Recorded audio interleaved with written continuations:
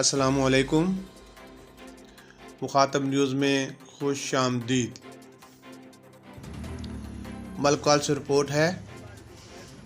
Deputy commissioner ضلع منڈی بہاؤالدین احسان الحق ضیاء کی ہدایت پر اسسٹنٹ کمشنر ملک وال عثمان غنی نے اطلاع پر گوجرا میں ایک کھاد کے گودام پر چھاپا۔